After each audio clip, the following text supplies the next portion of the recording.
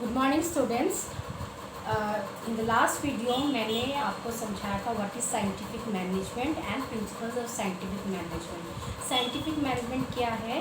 It is an art of getting things in a systematic manner, in a scientific manner. ठीक है, like पहले से हम decide कर लेते हैं, डिसाइडिंग इन एडवांस कि क्या करना है, कैसे कराना है, everything planned out and then हम जाते हैं काम करवाने के लिए। Okay, and then we have done principles of management. So आज मैं और एक नया टॉपिक लेके आई हूँ, that is techniques of scientific management. Means management, scientific management हमने समझ लिया, प्रिंसिपल्स हमने समझ लिया, लेकिन अब क्या टेक्निक कैसे करेंगे, उसको अप्लाई कैसे करेंगे? So we are going to do that. Okay, so techniques of scientific management are first is functional foremanship, okay, second is standardization and simplification, third is work study and fourth is differential piece wage system. Okay, ये सब जो है, जो भी है, सब to increase the efficiency and to do the work in an efficient and effective manner ही है, लेकिन deciding in advance कि किस हिसाब से क्या करेंगे। So first we are going to do functional foremanship. Okay, so a foreman जो होते हैं, functional foremanship means foreman. First foreman क्या है? He is the head of the operational level जहाँ हम लोग को टास्क परफॉर्म करना है। मीन्स डिसाइडिंग जो हो गया, जो परफॉर्म करना है। So foreman is the head of the operational function, operational level. Okay, so उसमें हम लोग को क्या होता है, फॉरमैन जो होता है उसको हम लोग को वो एक जो होगा वो पूरा एक कंप्लीट पैकेज होना चाहिए। ही should be intelligent, he should B smart, क्योंकि वो जो है वो डायरेक्शन देगा वर्कर्स को। ओके, ये जो जहाँ भी आके मिलेंगे ये वर्कर्स में मिलेंगे। Okay, for that reason foreman जो है he should be very smart. तो स्मार्ट होना चाहिए, इंटेलिजेंट होना चाहिए, वर्क एफिशिएंसी होना चाहिए, स्किल्ड होना चाहिए। सो सब खूबियाँ होनी चाहिए उसके अंदर। लेकिन एक ही आदमी के अंदर क्या इतनी खूबियाँ हो सकती है? डाउट है, राइट? सो हम क्या करते हैं, हम लोग उसको फॉरमैन को हम लोग उसको डिवाइड कर देते हैं अंदर सेम लेवल में ही, अलग अलग पर्सन को अलग अलग क्राइटेरिया दे देते हैं। So factory manager, like suppose operational foreman जो है वो फैक्ट्री मैनेजर का रोल प्ले करेगा। Okay, now under factory manager the work is divided into two parts, planning in-charge and production. Okay, plan out एक जन करेंगे और प्रोडक्शन दूसरे जन कैरी आउट करेंगे।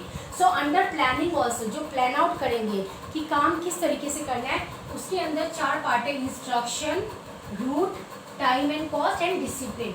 फर्स्ट है instruction card clerk. Okay, instruction card clerk, इसका इस बंदे की ड्यूटी क्या होगी कि ये एक इंस्ट्रक्शन तैयार करे, एक थ्योरेटिकल बेस बनाए कि कौन सा काम कैसे करना है, कौन ये काम करेगा। सो डिसाइडिंग एक रूट बना लेता है, एक मैप बना लेते हैं, या फिर एक थ्योरी बना लेते हैं कि हाँ भाई ये काम हमें इतने बंदों के साथ करना है, इतने टाइम में करना है। देन रूट क्लर्क जो होता है, it is related to process की एक रूट। जैसे आज मुझे अगर यहाँ से अगर मार्केट जाना है तो एक रूट मुझे मालूम होना पड़ेगा ना कि हाँ ये रूट से जाना है मुझे। सो दैट इज़ डिसाइडिंग प्रोसेस कि कौन सा काम पहले होगा, पहले क्या होगा, उसके बाद नेक्स्ट उसमें जाएंगे कि पहले हम रॉ मटेरियल्स इकट्ठा कर लेंगे, ये हमारा पहला काम है। ओके, रॉ मटेरियल्स इकट्ठा करने के बाद फिर हमारा लेबर कितना चाहिए वो हमने ले लिया, फिर जो रॉ मटेरियल्स है उसको प्रोडक्शन मैन्युफैक्चरिंग करना है तो पहले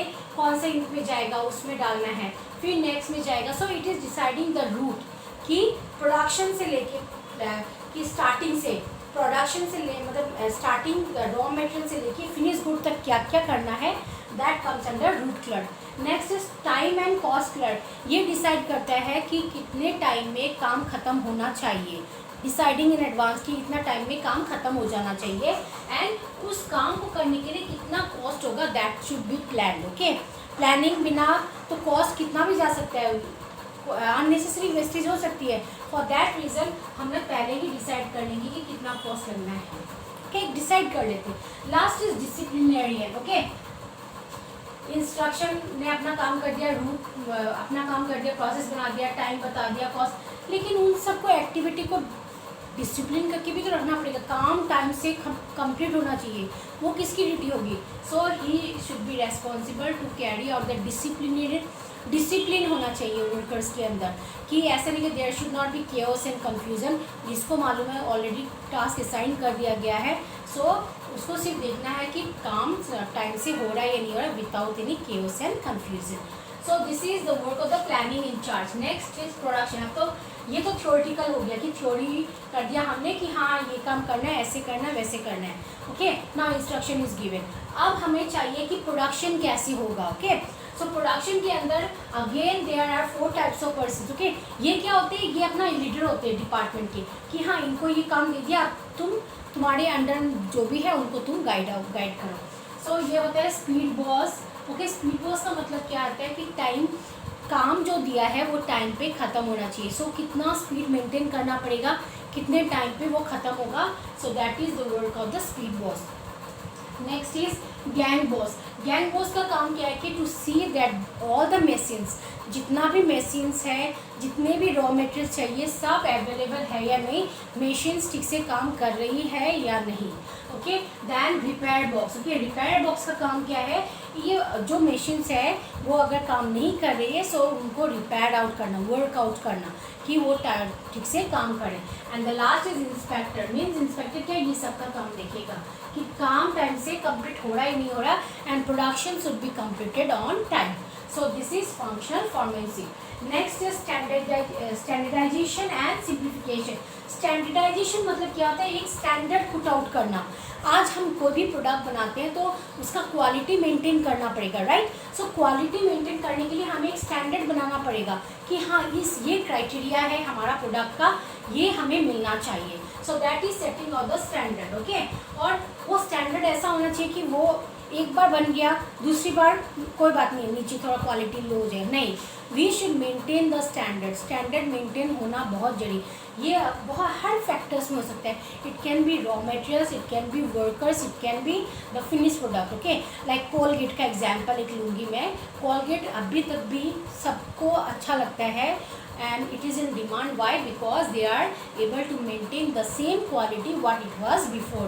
अभी तक भी कोई चेंजेस नहीं आए हैं। बाकी तुम देखोगे तो आप देखोगे तो काफ़ी चेंजेस आ गए हैं। तो क्या होता है, प्रोडक्ट एक बार हम यूज़ करके हम दूसरी बार उस प्रोडक्ट को यूज़ करने नहीं जाते हैं। So we have to maintain the standard. Standard maintain करेंगे तभी हमारा प्रोडक्ट मार्केट में रुक पाएगा। Then next is simplification. Simplification means unnecessary wastage नहीं करना है। जो काम सपोज करो हमें यहाँ से यहाँ जाना है तो हम डायरेक्ट यहीं जाएंगे ना, क्यों हम यहाँ से यहाँ जाने की कोशिश करेंगे?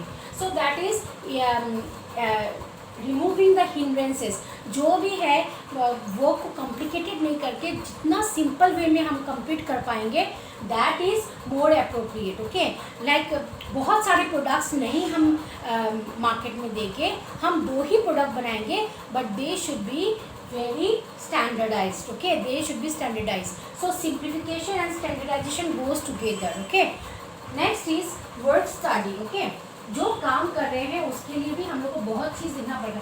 वर्कर्स काम करेंगे लेकिन हमें, workers are individuals, they are human beings, उन लोग के बहुत सारे changes, all individuals are different. Okay, so हमें देखना पड़ेगा कि काम कैसे करवाना है और क्या क्या चीज़ उसमें इम्पॉर्टेंट है। सो उसमें आते हैं method study. First is the method study. Method study क्या होता है? There are many methods of production. बहुत सारे मेथड हो सकते हैं, लेकिन हमें चाहिए कि हम ऐसा मेथड सिलेक्ट करें जो हम लोग को कम टाइम पे ज़्यादा प्रोडक्शन दे पाए। ओके, सो बहुत सारे मेथड हम अप्लाई करेंगे। ओके, उसके बाद मेथड कैसे देखेंगे? एक असेंबली लाइन बनाएंगे कि हाँ ये प्रोसेस फॉलो करना है, तो कौन सा प्रोसेस में हम जल्दी अपना प्रोडक्शन कंप्लीट कर पाएंगे, that comes under method study. Okay, next is motion study. Okay, motion study means we have to study the movement of the workers. Okay, उनका बैठने का टाइम, उठने का टाइम, खड़े होने का टाइम, वॉशरूम जाना। So we have to keep in touch कि वो जो काम, जो भी मूवमेंट्स हैं उनके, वो अननेसेसरी मूवमेंट को हम हटा सकें और हम अपना टाइम पे अपना काम कंप्लीट कर पाए। सो दैट इज़ मोशन स्टडी। अगर हम वो बिहेवियर देख लेंगे तो हम उस हिसाब से हम अपना मेथड्स ऑफ प्रोडक्शन सिलेक्ट कर पाएंगे और हम टाइम बचा पाएंगे। Next is time study. Okay, time study क्या होता है, हमें देखना पड़ेगा, हमें एक डिसाइड करना पड़ेगा, एक स्टैंडर्ड डिसाइड करना पड़ेगा कि इसके भीतर हमारा काम कंप्लीट होना चाहिए। नाउ हमें वर्कर्स को ये बोलना है कि इतना टाइम में ये वर्क कंप्लीट होना चाहिए।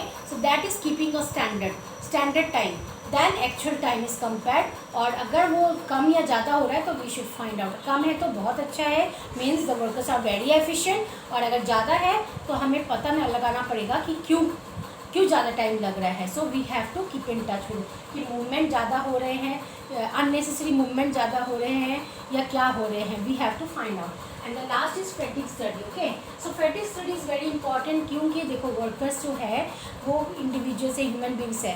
सो एट ए स्टेज हम काम नहीं कर पाते हैं, हमें टाइम चाहिए, थोड़ा रेस्ट के लिए टाइम चाहिए। So the person, the managers have to plan out कि उनका वो सब देखना कि उनको कितना लेज़र टाइम देना है, कितना रेस्ट देना है, उसके बाद क्या काम करवाने हैं वो सब देखना पड़ेगा। So that comes under work study. And the last is differential pieces system. इसमें हम लोग क्या करते हैं कि workers are divided into two parts, efficient and inefficient.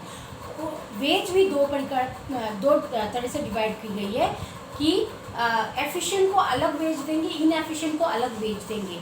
Efficient और इनएफिशिएंट कैसे होगा, हम एक टारगेट सेट करेंगे कि इसके अंदर हमारा काम होता है या नहीं है। एक स्टैंडर्ड हमने सेट कर दिया, स्टैंडर्ड में अगर काम ख़त्म हो जाता है, जो वर्कर स्टैंडर्ड में काम ख़त्म कर देता मीन्स ही इज़ एफिशिएंट, और जो नहीं कर पाता है before that time he is inefficient. So efficient inefficient की वो काम नहीं कर पा रहा है ऐसा नहीं, वो कर पा रहा है लेकिन वो अपना बेस्ट नहीं दे पा रहा है। सो जो एफिशिएंट जो अपना काम एकदम टाइम से कंप्लीट कर लेता है, so he will be paid differently to motivate. Okay, और दूसरा वाला जिसने काम नहीं किया उसको पनिशमेंट के हिसाब से उसको कम पेमेंट मिलेगी। सो नेक्स्ट टाइम वो क्या करेगा, अरे अच्छा है मुझे अपने काम के हिसाब से मिलेगा तो मैं ज़्यादा काम करूँ।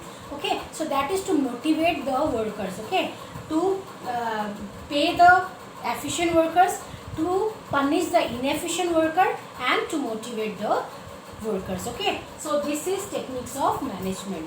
Okay, so thank you and have a nice day.